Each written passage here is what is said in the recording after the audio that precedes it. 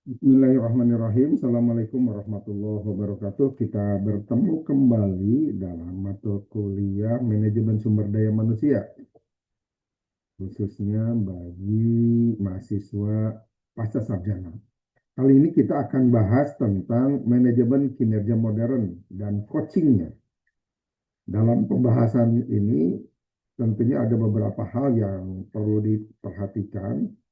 Dimulai dari pemahaman tentang bagaimana eh, evolusi dan imperatif strategis dalam melaksanakan konsep manajemen sumber daya manusia.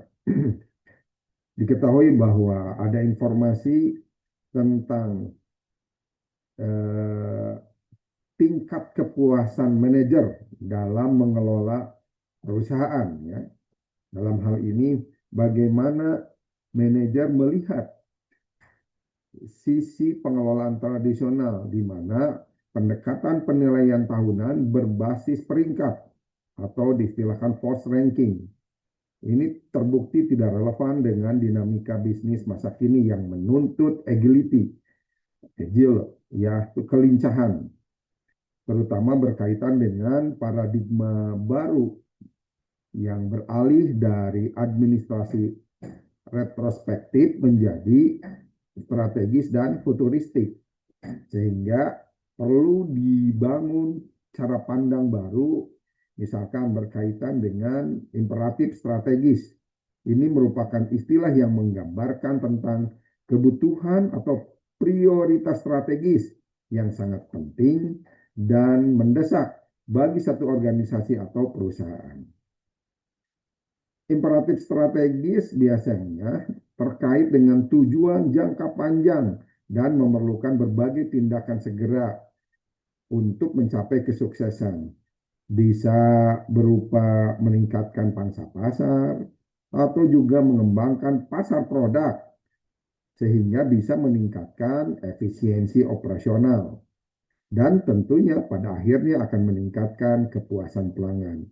Sehingga dipahami bahwa imperatif strategis ini akan membantu perusahaan lebih fokus pada hal-hal yang paling penting dan mengalokasikan berbagai sumber daya dengan efektif.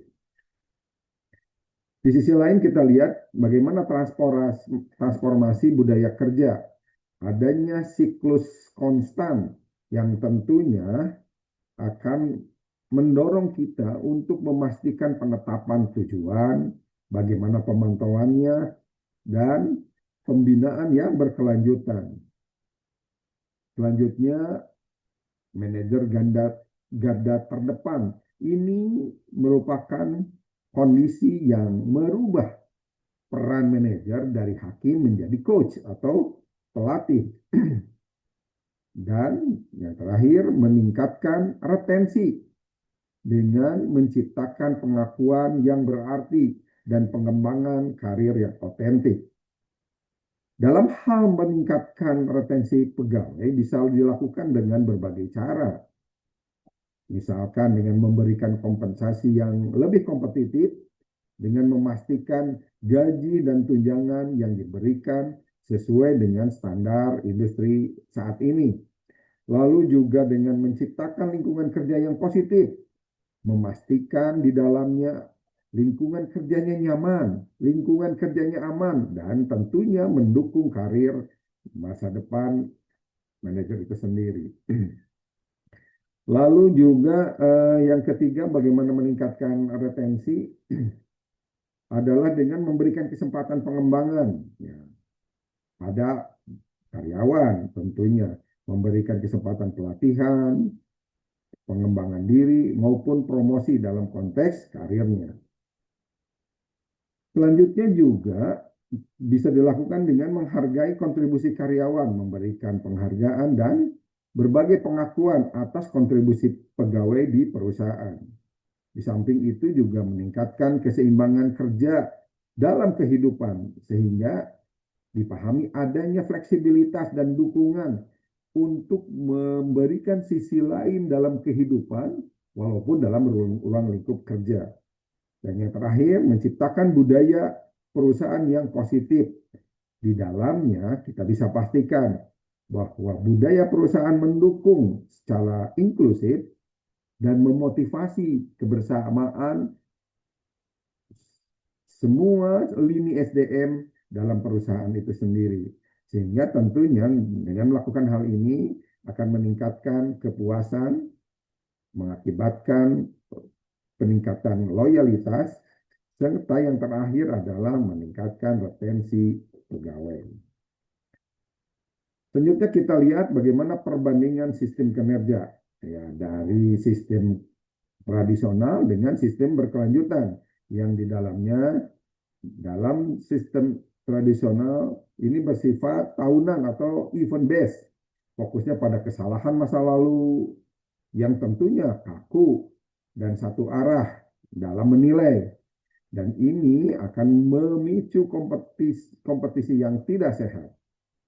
Dalam sistem berkelanjutan ini lebih bersifat proses base ya, di mana di dalamnya fokus pada dialog reguler, adanya umpan balik setiap waktu atau di waktu kapanpun juga, dan penyesuaian berbagai tujuan yang lebih adaptif. Sehingga sistem kinerja ini ya, harus dipahami sebagai rancangan untuk meningkatkan kinerja pegawai secara berkelanjutan melalui proses tadi ya, evaluasi, umpan balik, dan pengembangan. Selanjutnya proses dinamis CPM ya, atau Customer Relationship Management, atau mungkin juga ada istilah lain ya, ARM ya, Employee Relationship Management, di mana di dalamnya ada perencanaan untuk menetapkan ekspektasi dan metrik kesuksesan. Lalu juga dilanjutkan dengan pemantauan, melacak kemajuan, memastikan ada umpan balik yang baik, ataupun informasi yang positif secara berkala. Lalu juga ada proses pengembangan, yang di dalamnya ada analisis performa dan koreksi terhadap berbagai penyimpangan. Dan jangan lupa penghargaan sebagai bukti pengakuan atas capaian, tanpa harus menunggu siklus tahunan yang lebih membosankan. Ya. Dalam bidang MSDM itu sendiri, IRM atau Employee Relationship Management ataupun mengacu pada CPM, Customer Relationship Management, ini merupakan pendekatan yang digunakan untuk mengelola hubungan baik ya, dengan karyawan, tentunya dengan meningkatkan kepuasan dan kinerja yang mencakup berbagai langkah, diantaranya memastikan pengumpulan data, menganalisis kebutuhannya, meningkatkan komunikasi yang baik, meningkatkan layanan, dan juga peningkatan pengembangan karyawan. Di sisi lain kita lihat ada konsep yang menyatukan atau mengintegrasikan antara aspek key performance indicator dengan aspek objective and key result, di mana perbedaannya dari fungsi, sifat, tujuan, dan penyelarasan. Dalam fungsi, KPI lebih mengukur kesehatan operasional secara rutin. Kalau OKR atau Object Key Result lebih mendorong pada perubahan strategi, ya, lebih ambisius. Sifatnya KPI lebih stabil sebagai tolak ukur, tetapi OKR lebih dinamis, ditetapkan per siklus. Lalu dalam tujuan, KPI lebih menjaga bauran agar operasi lancar. Tetapi OKR lebih menggerakkan jalur ataupun istilahnya menggerakkan jarum untuk berbagai terobosan yang positif. Ya. Meningkatkan kinerja, meningkatkan kepuasan, meningkatkan loyalitas. Dan dalam penyelarasannya KPI seringkali lebih spesifik dalam ruang lingkup departemen. Tapi OKR lebih selaras antara vertikal dan horizontal. Dalam mengintegrasikan KPI dan OKR, ini kita bisa membantu organisasi meningkatkan kinerja dalam pencapaian tujuan. Misalkan dengan menentukan tujuan strategis, juga baik ya dalam konteks memastikan OKR dan KPI-nya sejalan dengan tujuan, lalu mengidentifikasi KPI dengan tujuan strategis dan memastikan OKR-nya dijalankan dengan baik.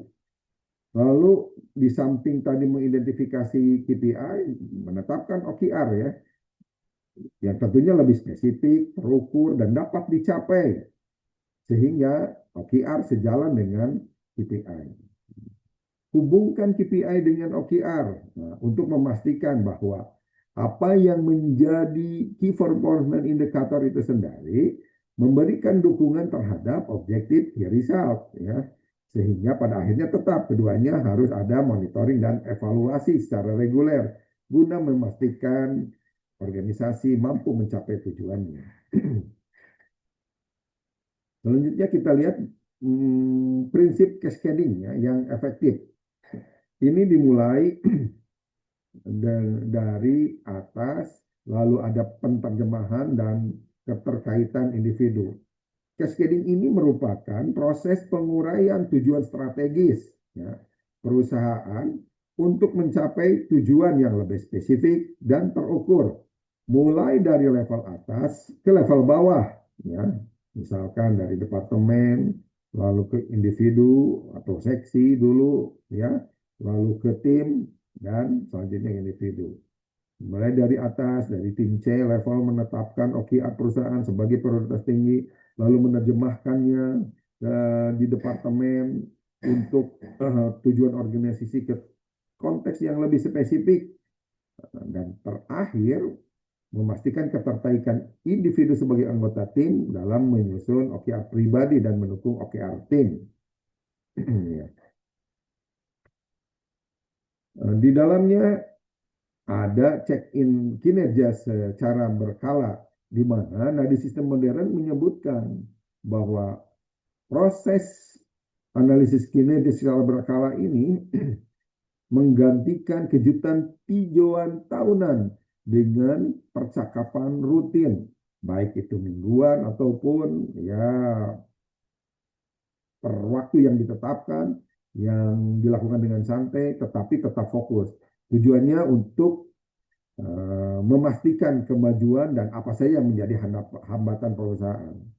Selain itu berorientasi pada masa depan melalui rencana-rencana strategis yang ditetapkan. Tentunya ini didukung oleh teknologi dashboard yang kekinian sehingga ukuran pencapaian lebih jelas dan lebih bisa dipastikan. Selanjutnya kita lihat bagaimana feedback dan feed forward. Ya, feed forward ini berkaitan dengan bagaimana cara pandang manajer melihat ke belakang ya untuk feedback, lalu menganalisis perilaku masa lalu. Nah, cenderung memicu sikap defensif karena fokus terhadap masalah saja ya. Oke. Tetapi konsep feed forward ini konsepnya melihat ke depan, memberikan arahan peningkatan, memicu optimisme, dan tentunya rasa memiliki atas solusi yang menjadi usulannya, menjadi kesepakatan tim. Dalam hal ini tentunya harus ada perubahan cara pandang bahwa manajer itu sebagai bukan hanya pimpinan, tetapi sebagai pelatih. Yang pertama mampu secara aktif listening, memahami emosi di berbagai interaksi dengan karyawan atau bawahannya. Lalu powerful questioning menggunakan pertanyaan terbuka yang tentunya lebih memungkinkan mendapatkan masukan dari bawahan, masukan dari rekan kerja, partner, ataupun siapapun juga yang memiliki ide atau saran perbaikan atau solusi atas hambatan yang terjadi. Yang ketiga, building awareness, yang membantu individu menemukan opsi sendiri. Bagaimana setiap departemen, bagaimana setiap tim, bagaimana setiap individu. Pada akhirnya dengan kepelatihan dari seorang manajer, kemampuan mengarahkannya, dia bisa menemukan apa yang menjadi opsi penyelesaian masalahnya. Dan tentunya accountability, memiliki komitmen terhadap tindakan yang lebih spesifik. Ya. Kekuatan coaching dalam kinerja, ya katakan sifatnya melatih, tentu akan lebih berbeda daripada hanya seorang bos atau pimpinan. Akan meningkatkan pengembangan employee atau karyawan, employee engagement 85%, akan memberikan retention, ya lebih bertahan sih karyawan itu, pegawai itu dalam talenta yang menjadi kompetensinya, peningkatannya 72%, dan juga dibaca sebagai peningkatan karir, ya 65%. Penelitian ini menunjukkan sukses manajer diukur dari kemampuan mereka memberdayakan tim, bukan hanya memberikan output semata yang menjadi tujuan analisisnya. Oke, demikian pembahasan kita kali ini mengenai manajemen strategi modern dan coaching. Mudah-mudahan bermanfaat. Kita bertemu dalam pertemuan selanjutnya. Assalamualaikum warahmatullahi wabarakatuh.